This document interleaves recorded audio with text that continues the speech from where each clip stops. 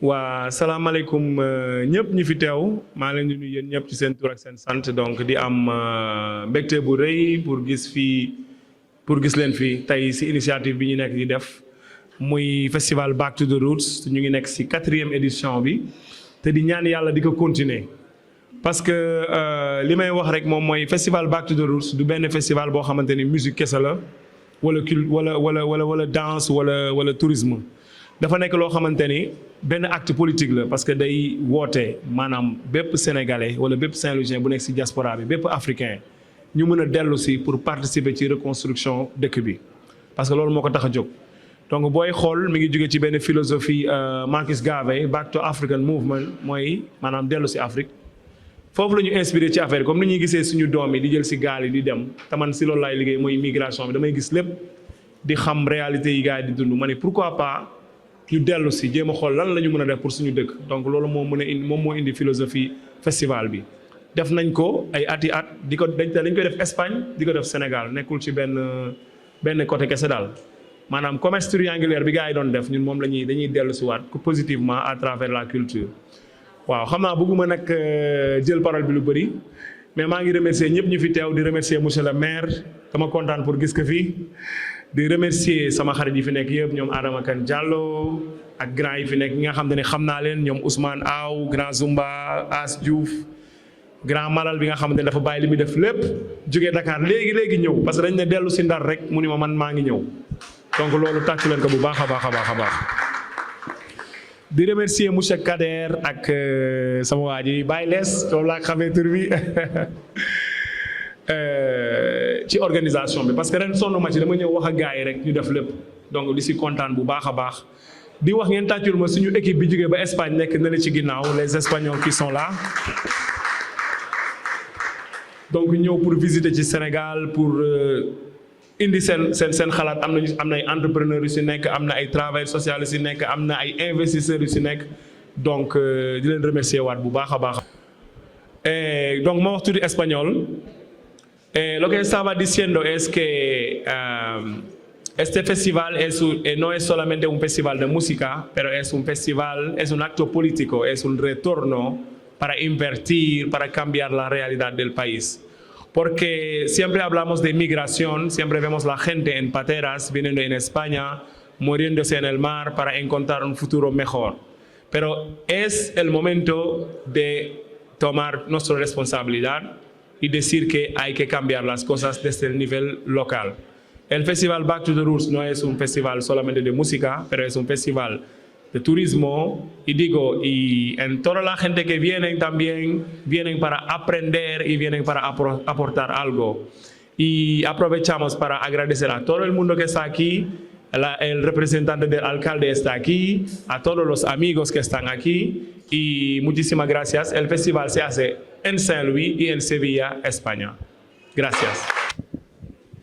Merci à tous les participants de ce festival. Effectivement, la mairie a beaucoup été interpellée. Je vais essayer de revenir après le discours institutionnel, donc qui ne dépend pas toujours de moi. Je dois lire le discours de la mairie. Après, je vais revenir sur certaines questions. Donc, je suis là aussi avec mes collègues, donc M. Tien et le conseiller municipal et Adama Kane Diallo en même temps. Donc, je salue au passage.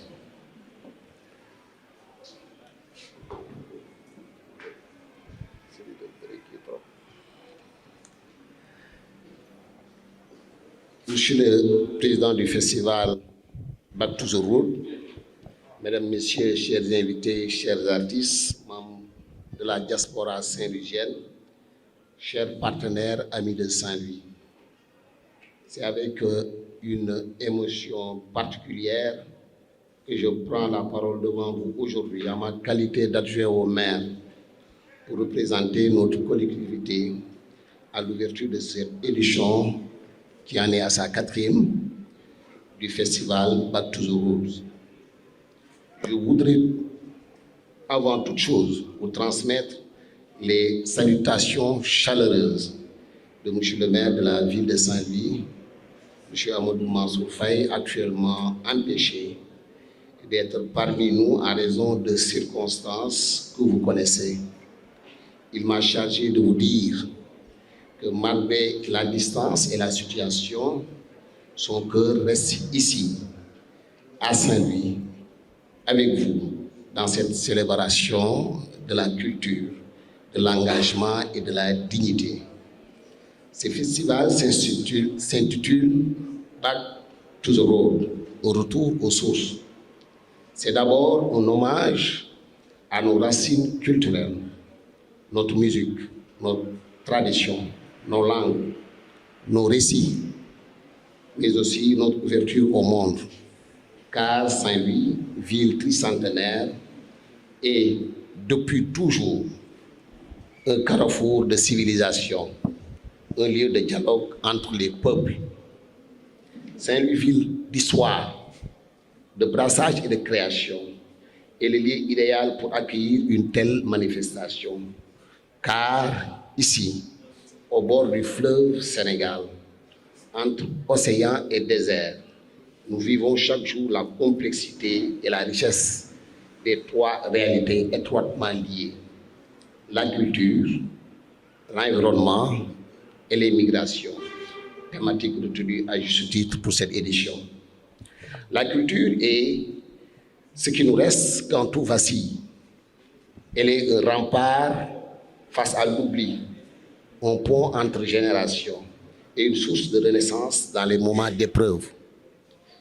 Nous le savons tous, Saint-Louis est à la frontière fragile entre terre et eau. Le réchauffement climatique, la montée du niveau de la mer, l'érosion du littoral, la dégradation du fleuve, ce sont des réalités qui frappent nos populations, en particulier les plus vulnérables. Mais l'environnement, ce n'est pas que des chiffres ou des rapports scientifiques. C'est notre quotidien, nos pêcheurs, nos agriculteurs, nos enfants qui voient reculer les terres où ils ont grandi. Protéger l'environnement, ici, c'est protéger la vie.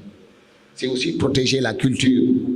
Car que deviendront nos traditions si la langue de barbarie disparaissait sous les eaux? Enfin, comment parler de Saint-Louis sans évoquer la migration? Nous sommes une ville qui voit partir ses fils, parfois dans des pirogues, souvent dans le silence. Souvent dans le silence.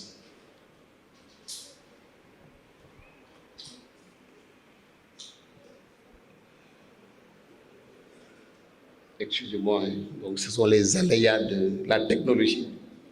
Moi, je suis old fashion. Donc, je disais que sous le silence, mais nous sommes aussi une ville d'accueil, de mémoire, de retour. La migration est une réalité humaine.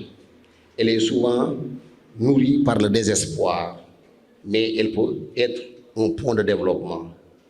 À nous, acteurs locaux, de créer les conditions pour que la jeunesse puisse rêver ici, entreprendre ici, bâtir un avenir ici. Mesdames et messieurs, malgré l'absence du maire, la ville est debout et ses institutions fonctionnent. Ce festival en est la preuve. La culture continue de rassembler, d'inspirer, de faire entendre des voix multiples. Je veux remercier les organisateurs, en l'occurrence son initiateur, Biral Amar Wan du Wattpad, les artistes, les partenaires espagnols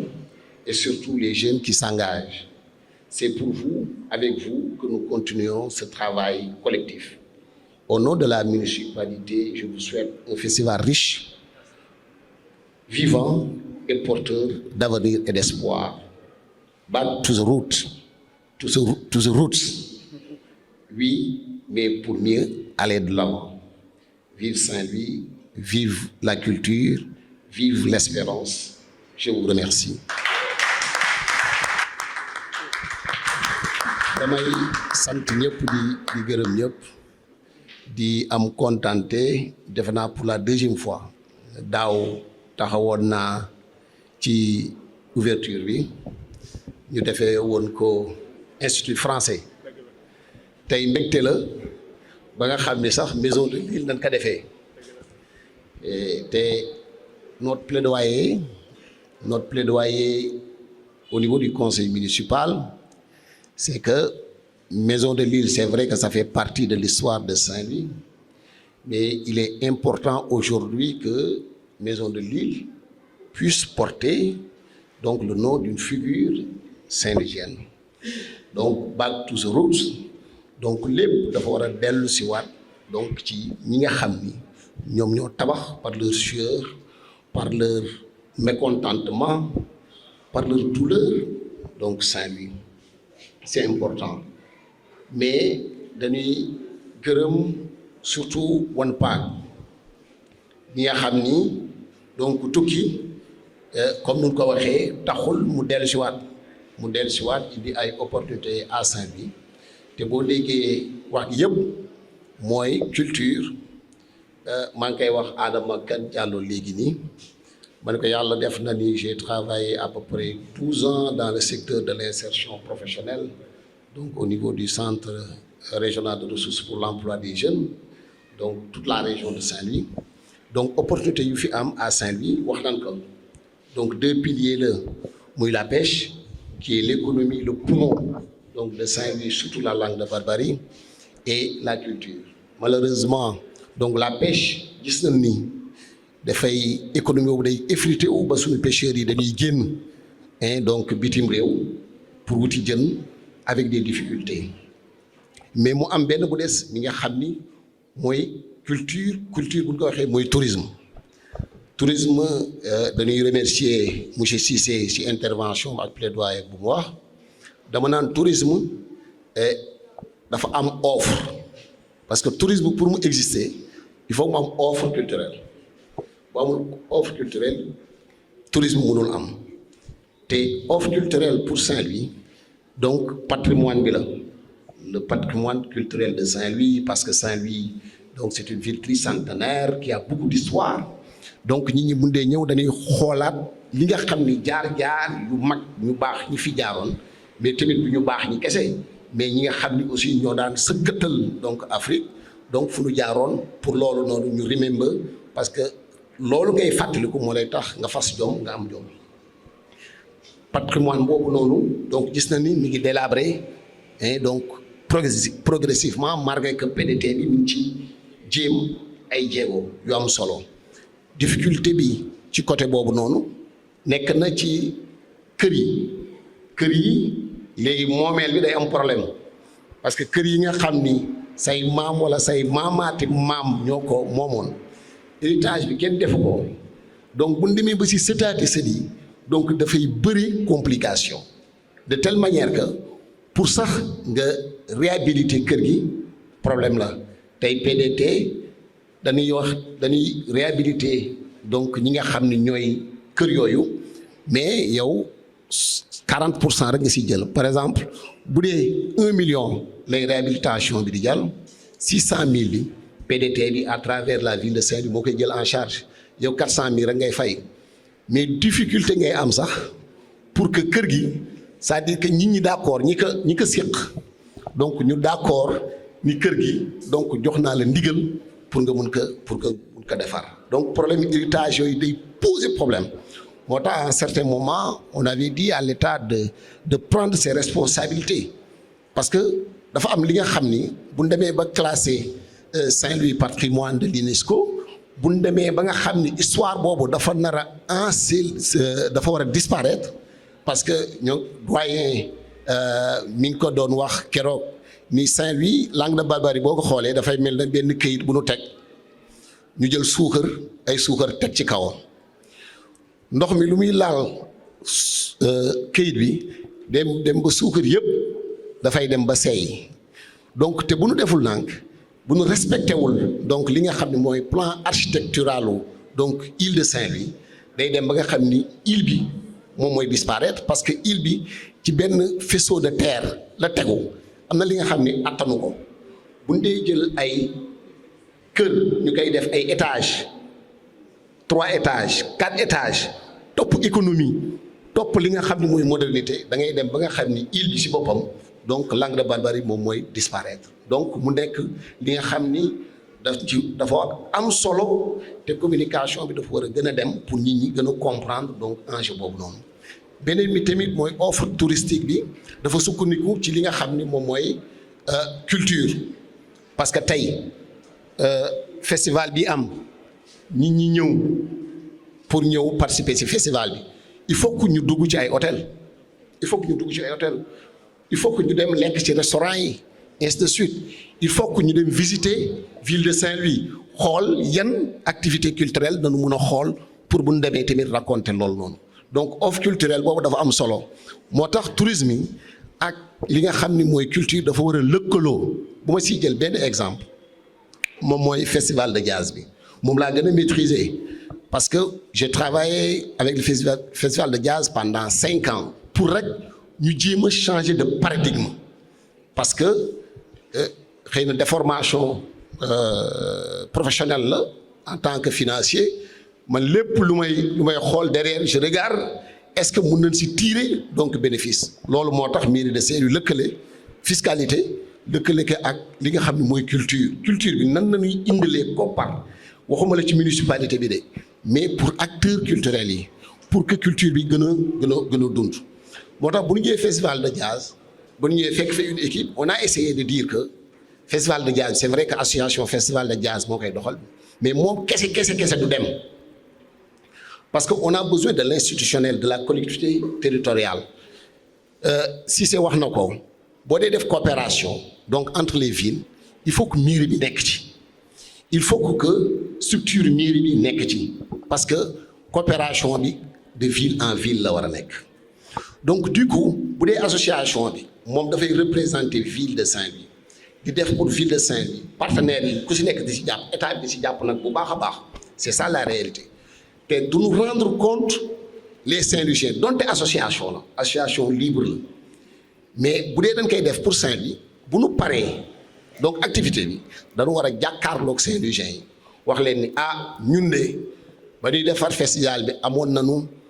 problème lii diw jàpp na ci état bi jàpp na si temps doyul rek diw jàpp na si da ngay leer ba mu leer mu transparent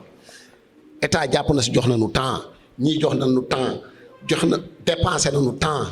am nañu déficit temps wala am nañu économie temps bu ko defee li nga xam ne mooy redevabilité du ñu am par rapport ak collectivité bi ñu mun ko def parce que bu dee sax mairie amul koppar bu dee def sax 200 000 francs dañu war a rendre compte aux populations mais heureusement que ba nu defee une nouvelle équipe au niveau de Saint-Louis Jazz di remercier bu baax Ibrahima Diop donc qui a tenu de main de maître depuis l'association Festival de Jazz mais la nouvelle équipe est une équipe jeune bu ñu ñëwee ñu toog ñu waxtaan donc on a trouvé des points de convergence ñu ni il faut que Saint-Louis porte donc Festival de Jazz bi bu ko porté mooy lan lépp li nga xam ne festival dana ko def mairie bi dana ko xam soxlawul muy contrôler wala mairie bi di nekk acteur du moom mooy mettre en œuvre association mooy mettre en œuvre mais dañu war a xam pour rendre compte donc loolu ñu d'accord ci ñu nii leen tamit festival bu nu nekk musique kese parce que bu dee ñi dañu ñëw jazz c'est vrai que indi na leen mais dañuy visiter Saint-Louis am na ay personnalités yi nga xam ne dañuy ñëw Saint-Louis ci festival de jazz bi ay haute sommité dañu war a profité ci ñooñu ñëw fi pour wan leen Saint-Louis yan préoccupation la am pour que bu dee investissement dafa war a am ñooñu def ko ci ñu def ay panel parallèle ñun leen tamit université Saint-Louis mënul nekk biir Saint-Louis donc te kenn du capitaliser d'autant plus que dafa am benn UFR bu ñu tuddee UFR CRAC donc yooyu yëpp mu nekk li nga xam ne dañ ko lëkkaloo boo leen gisee festival jazz bi am ren donc wute na lool ak yeneen festival yi nga xam ni am nañ ko ba nga xam ni partenaires yi aussi ba ñu ñëwee comme lu ma lay wax association festival jazz tey on a tenu donc des rencontres ci rencontres yooyu ci la ville de Nouvelle-Orléans donc nar a signé une convention avec la ville de Saint-Louis mais pour festival de jazz bi pour la culture ñun tamit ñu ni xëy na festival jazz bi ñun dañ leen daan louer place Baya doon leen fayu ay taxes ñu leen non léegi taxes yooyu léegi ñun c'est vrai que dañu war a collecter ay taxes mais ñun dañ leen di bàyyi ngeen organiser